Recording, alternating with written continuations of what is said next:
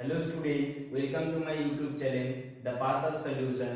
আজকে আমি তোমাদের ক্লাস 10 এর February model activity task life science সেটটা করাবো। আজ প্রশ্নটা ছিল দেহের ভারসাম্য নিয়ন্ত্রণের সঙ্গে সম্পর্কিত মস্তিষ্কের অংশটি শনাক্ত করো। অপশন ক এ ছিল গুরু মস্তিষ্ক, অপশন খ এ ছিল লঘু মস্তিষ্ক, অপশন গ এ সুষুম্না শীর্ষক আর অপশন খ এ ছিল থ্যালামাস। তো এখানে দেহের ভারসাম্য নিয়ন্ত্রণ করা হচ্ছে লঘু মস্তিষ্কের কাজ। উত্তরটা হবে লঘু মস্তিষ্ক। পূর্ণ বাক্যে লিখতে হবে। তো উত্তরটা এভাবে লিখবেন, দেহের ভারসাম্য নিয়ন্ত্রণের সঙ্গে সম্পর্কিত মস্তিষ্কের অংশটি হলো অপশন খ এ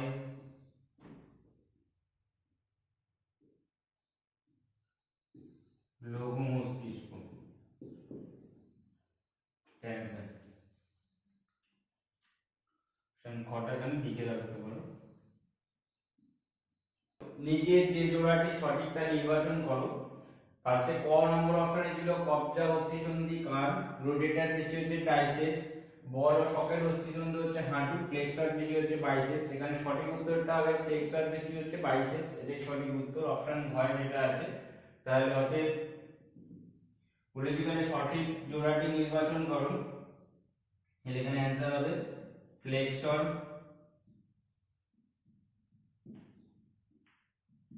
পেশি বাইসেপস। তো অপশন ঘয়ের অপশনটা ছিল। মানবদেহের সুষুম্না স্নায়ুর সংখ্যা স্থির করো। অপশন ক ছিল 11 জোড়া, অপশন খ ছিল 21 জোড়া, অপশন গ ছিল 31 জোড়া, অপশন ক ছিল 41 জোড়া। তো সঠিক অ্যানসারটা হবে অপশন গ 31 জোড়া। তাহলে মানবদেহে অ্যানসার লিখব, মানবদেহে সুষুম্না স্নায়ুর সংখ্যা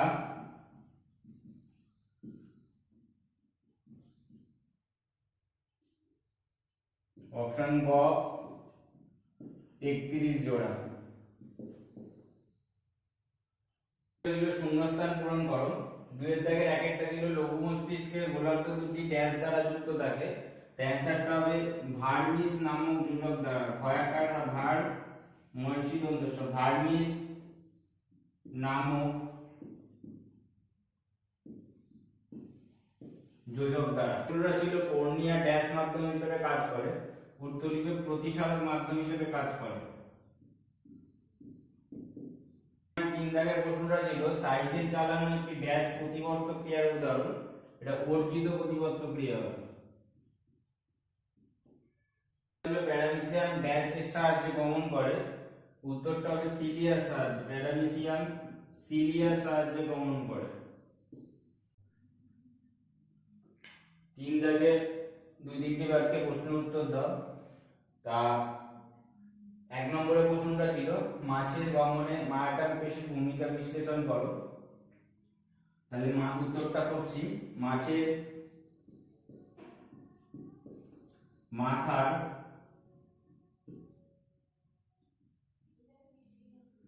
পিছন থেকে শুরু করে, মাছের মাথার পিছন থেকে শুরু করে লেজের শেষ পর্যন্ত, মেরুদণ্ডের দুপাশে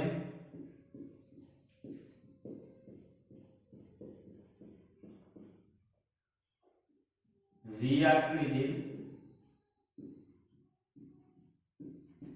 আকৃতির মায়াটাম পেশি থাকে।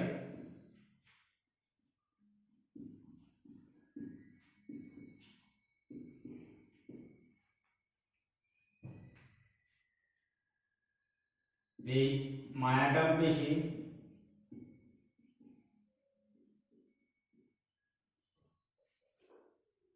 কোনো একদিকে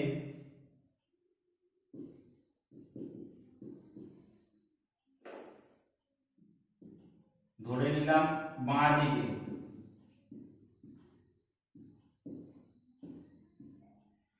বাঁ দিকে সংকোচনের ফলে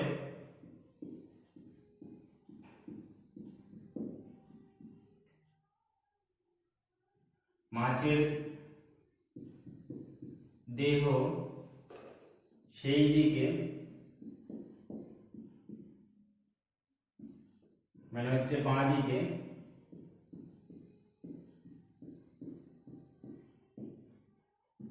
বেঁকে যায়। জল দেহের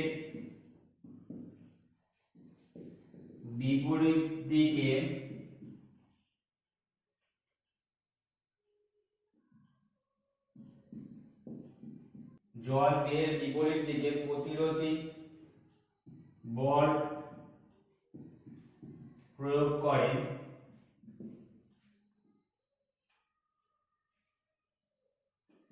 ফলে দেহ ডান দিকে ও সামনের দিকে এগিয়ে যায়।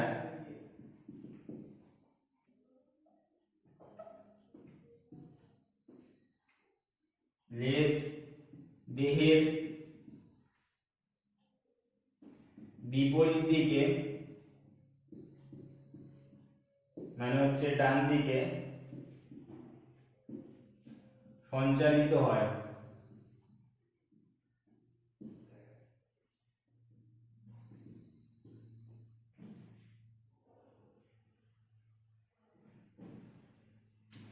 এই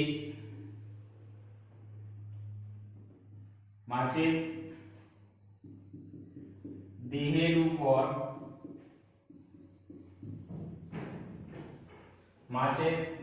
উপর সমান ও বিপরীতমুখী প্রতিরোধ বল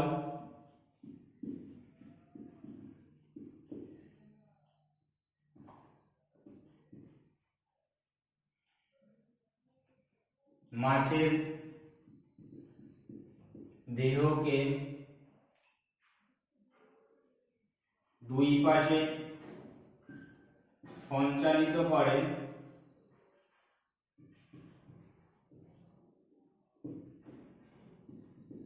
ও সামনের দিকে এগিয়ে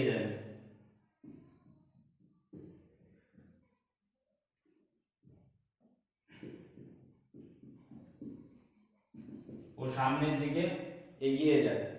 মায়াটার পেশির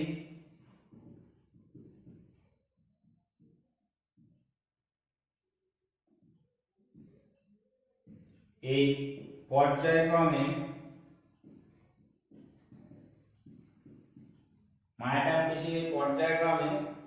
সংকোচন ও প্রসারণের ফলে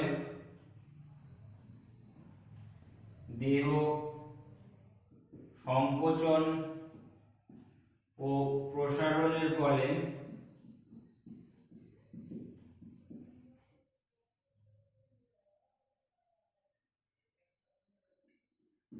দেহ ডান দিক ও বাম দিকে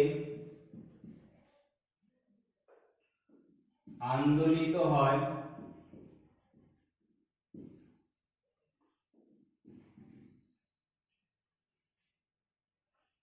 ও সামনের দিকে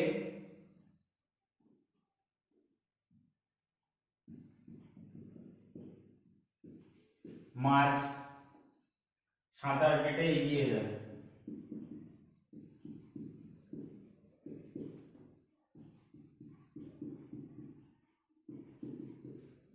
সাইন্যাপসের কাজ ব্যাখ্যা করো।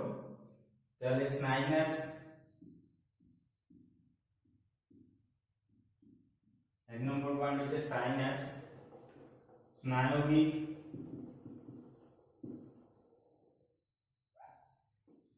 স্নায়বিক উদ্দীপনাকে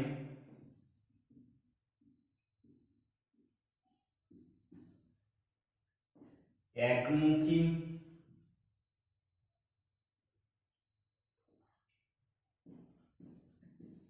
পরিবহনে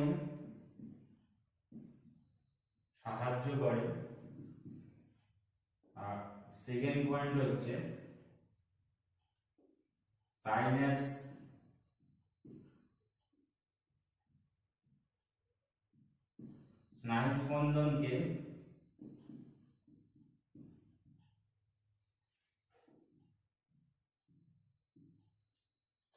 স্নায়ুস্পন্দনকে এক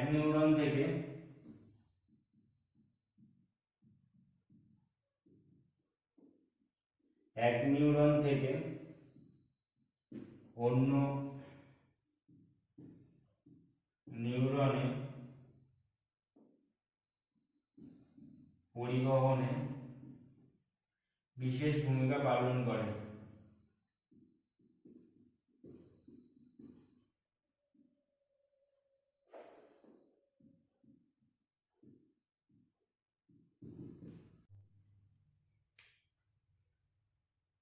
3 নম্বর প্রশ্নটা ছিল 3 দেখেন, কাছের বস্তু দেখার ক্ষেত্রে চোখের লেন্সের ফোকাস দৈর্ঘ্যের পরিমার্জন করতে কর্তব্যটি যথাযথ হবে। আমরা যখন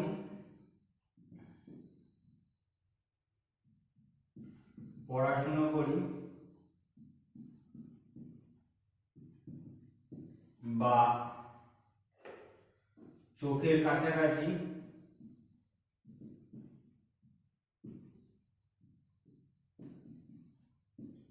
কোনো একটি বস্তুকে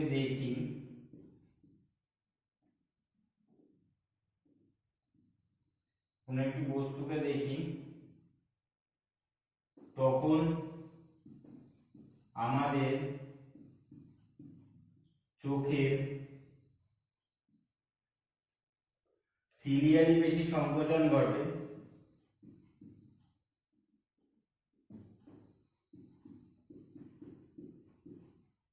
চোখের সিলিয়ারি পেশির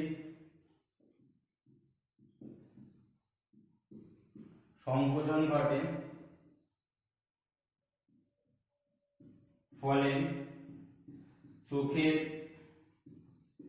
লেন্সের উপর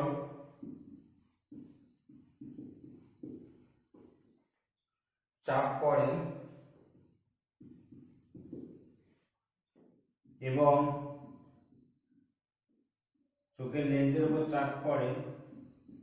এবং লেন্সের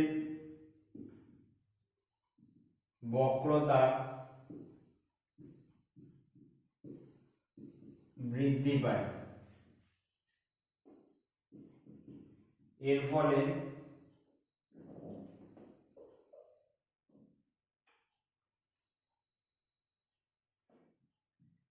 চোখের লেন্সের ফোকাস দৈর্ঘ্যের হ্রাস পায়। ফলে চোখের লেন্সের ফোকাস দৈর্ঘ্য হ্রাস পায়। ওই বই বা বস্তুটির উল্টানো প্রতিবিম্ব চোখের রেটিনায়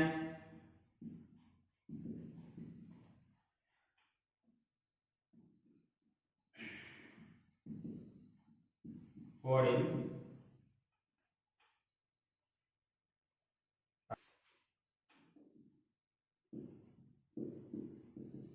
মস্তিষ্কের দর্শন কেন্দ্রে লেখাটি বা বস্তুটি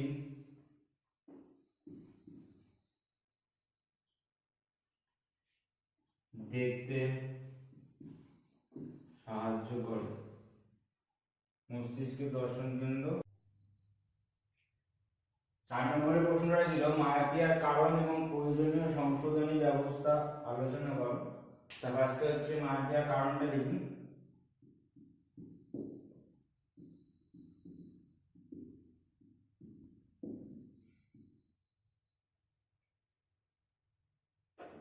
এই দৃষ্টিতে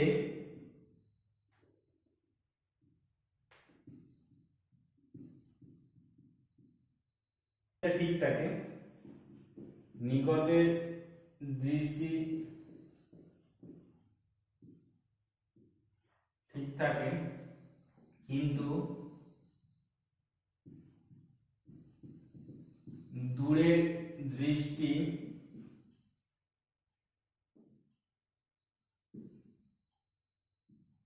ব্যাহত হয়, একে মায়োপিয়া বলে বা নিকট দৃষ্টি বলে।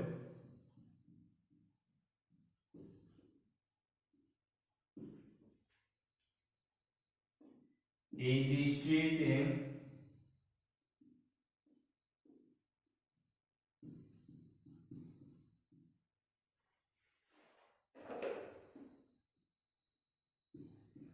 চোখের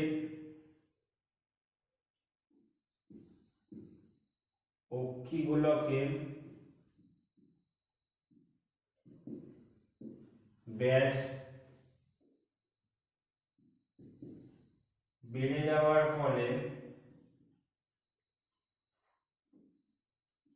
বস্তুর প্রতিবিম্ব, এই দৃষ্টিতে অক্ষিগোলকের ব্যাস বেড়ে যাওয়ার ফলে বস্তুর প্রতিবিম্ব চোখে রেটিনার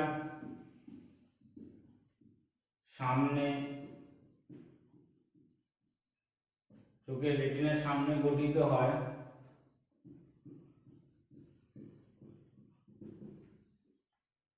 ফলে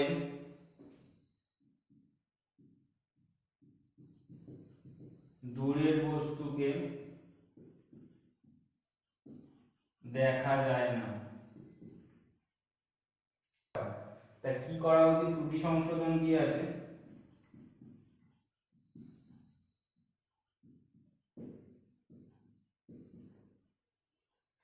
এখানে বলেছিল প্রয়োজনীয় সংশোধনী ব্যবস্থা আলোচনা করা যায়। ত্রুটি সংশোধনী কি হবে? এখানে হচ্ছে অবতল লেন্স যুক্ত চশমা পরলে এই ধরনের ত্রুটি দূর করা সম্ভব। অবতল লেন্স যুক্ত চশমা পরলে এই ধরনের ত্রুটি দূর করা সম্ভব। 4 দাগের প্রশ্ন ছিল নিচের প্রশ্নটির উত্তর দাও। 1 নম্বর প্রশ্ন ছিল নানা কারণে জীবের গমন ঘটে, কারণগুলি আলোচনা করো। হরমোন আর স্নায়ুতন্ত্রের দুটি পার্থক্য উল্লেখ করো। দুটো পার্ট আছে প্রশ্নটা। তার ফার্স্ট পার্ট হচ্ছে জীবের খাদ্য সন্ধান বা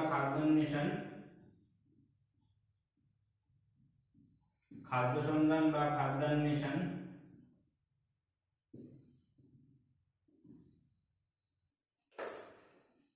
প্রাণীরা খাদ্য সংশ্লেষ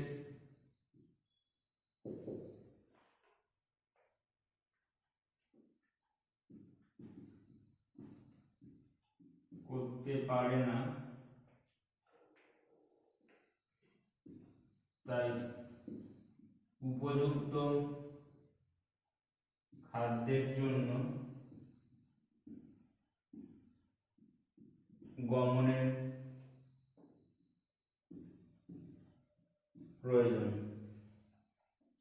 বি পয়েন্ট হচ্ছে আত্মরক্ষা।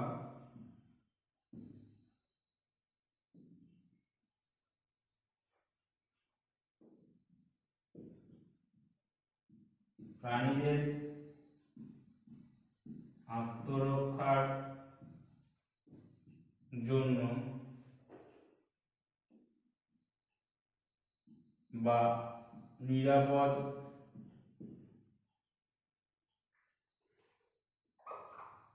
স্থানে যাওয়ার জন্য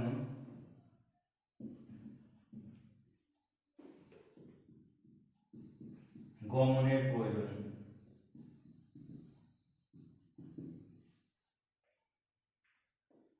3 নম্বর সি নম্বর অনুকূল বাসস্থান।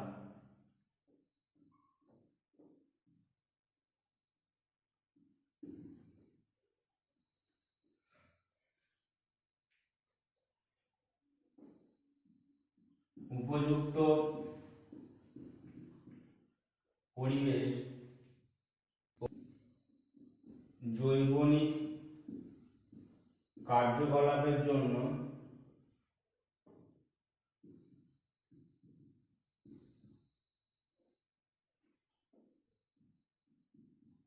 প্রাণীদের উপযুক্ত বাসস্থান প্রয়োজন।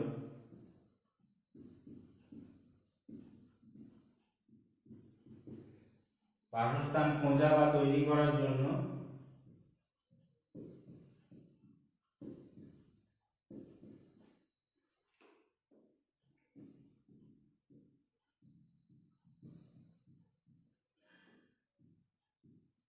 গমনের প্রয়োজন।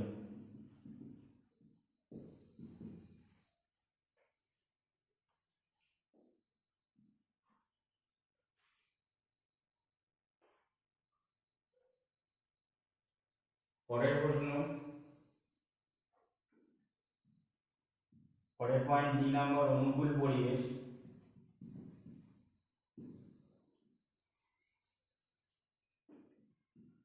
জল, আলো, বাতাস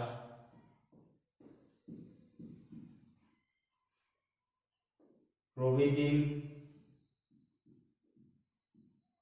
উপযুক্ত পরিমাণে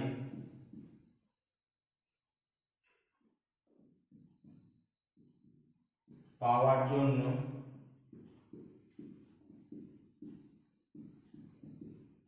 গমনের প্রয়োজন।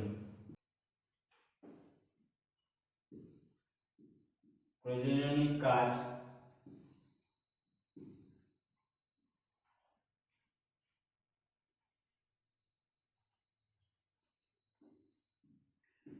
প্রজননের জন্য নিভৃত পরিবেশ বা উপযুক্ত সঙ্গী ও সঙ্গিনী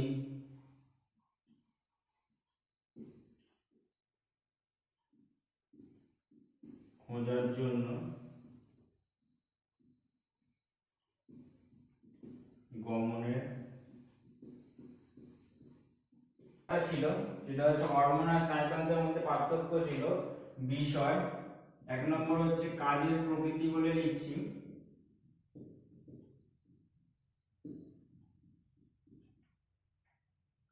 হরমোন,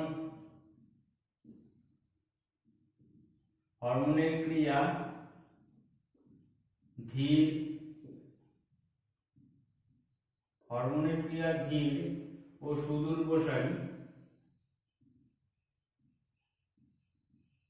আর স্নায়ুতন্ত্রের ক্রিয়া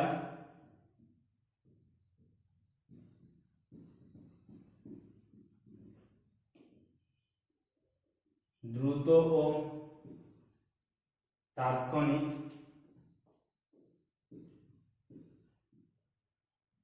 দুটো পয়েন্ট লিখতে বলেছে, হরমোন আর স্নায়ুতন্ত্রের পার্থক্য। একটা কাজের প্রকৃতি দিলাম, সেকেন্ড পয়েন্ট হচ্ছে কাজের পরবর্তী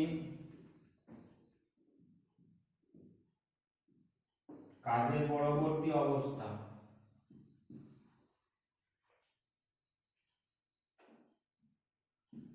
কাজের পর হরমোন ধ্বংসপ্রাপ্ত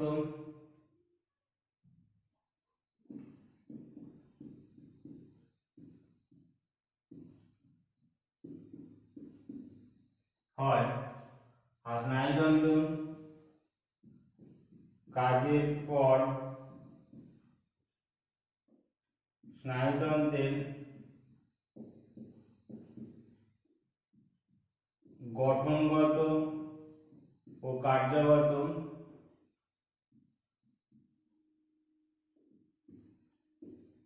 কোনো পরিবর্তন ঘটে না।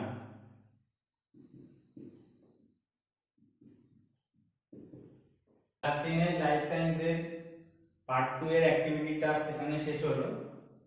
তা আমার ভিডিওগুলো যদি ভালো লাগে তাহলে আমার চ্যানেলটাকে সাবস্ক্রাইব করে দিও, আর লাইক শেয়ার এবং কমেন্ট করো এবং বন্ধুদের মধ্যে শেয়ার করে দিও।